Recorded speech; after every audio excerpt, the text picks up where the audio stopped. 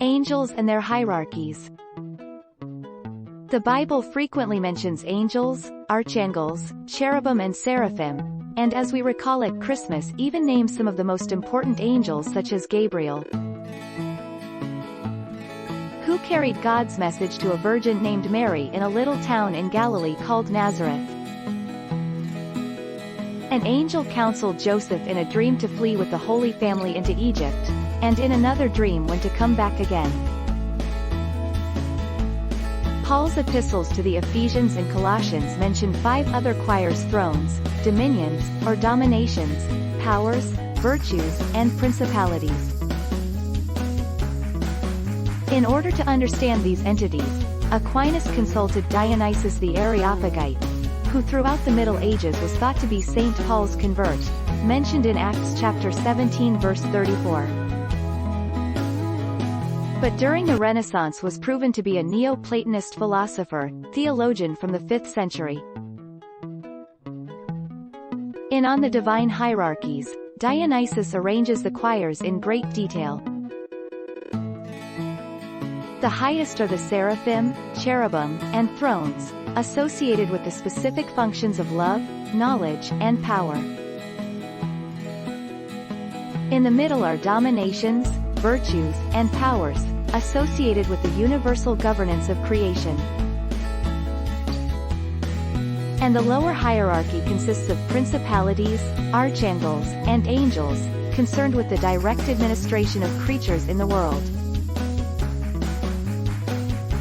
Some of them have even experienced frequent or lifelong companionship with angels, including Saint Francis of Rome, Saint Faustina, Saint Mary Magdalene de Pazzi, Saint Gemma Galgani, Blessed Diane Boulanger, and the Brazilian nun, Cici Coni. They all received spiritual instruction from their angels, answers about relationships, decisions to be made, etc. But in major decisions the angels always refer them to priests who served as their spiritual directors. The most prolific revelations, very much connected with the traditional angelic hierarchies, are found in the notebooks of the German stigmatist, Mechtilde Thaller-Schönwerth, 1868–1919. Mechtilde was treated harshly by her mother, who almost died giving birth to her. As a child she began to be accompanied visibly by her guardian angel. At 5 she was gifted, in addition, with the occasional presence of an archangel. As a teenager, she wanted to enter religious life, like her sister, but was told by her spiritual director that her vocation was marriage. An Adoring Angel by Moretto da Brescia, circa 1540, National Gallery, London. At 16, she was married to a cruel, adulterous, and often tyrannical husband. She received the stigmata, but the wounds were visible only to her director. She became the spiritual mother of many in her community through personal contacts and letters, and was gifted with bilocation, even visiting battlefields in World War I to care for the wounded. After her death, her husband and his mistress converted. She not only received practical instructions from her angels but in typical German speculative fashion entered into periodic discussions with them about their types and duties. This led to her theological instructions concerning the 9 choirs of angels.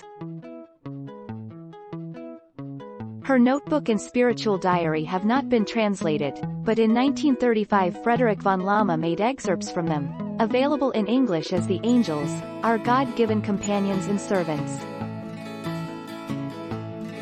Here are some of her comments, coinciding with Aquinas in major points, but going beyond the tradition in specific details.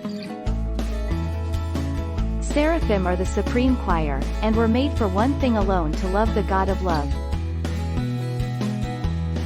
Cherubim are the swords of God. 4 of the cherubim stand before the throne of the Holy Father. One of these angels is often stationed at very holy sanctuaries. The 7th choir, the thrones, is the choir of authority. Every diocese, every kingdom, every religious community has its own angel taken from this choir. They are mentioned in the preface of many masses, along with dominations, powers, and other orders.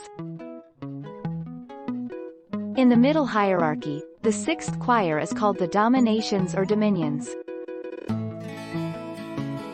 God assigns angels of this choir to persons who must give spiritual guidance as teachers in higher schools of learning, from the pulpit, or in the confessional.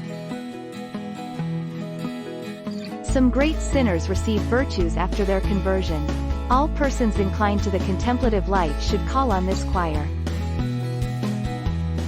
Powers are assigned to priests who are confessors of very devout souls.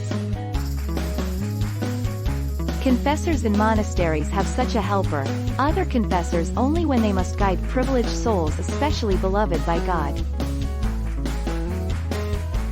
If a priest has an angel of this choir, it is almost certain that later he will be given one of the dominations in place of the power.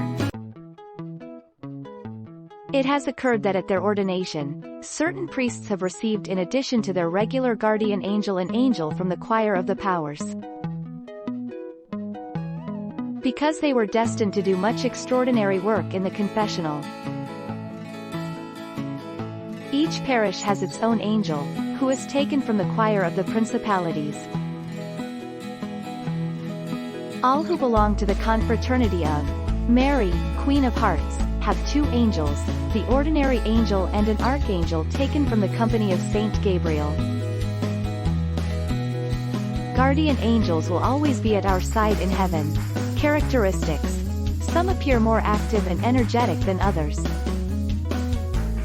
Some are more reserved, I might almost say, more timid, and these are assigned to persons who are called to suffer much. If souls are lost, their guardians are reassigned to a special guard of the Queen of Angels. These are private revelations, but come with an imprimatur and nihil obstat from episcopal authorities, so contain nothing contrary to the faith. They may help to encourage appreciation of the spirits just above us, not least their role at Christmas time and far beyond.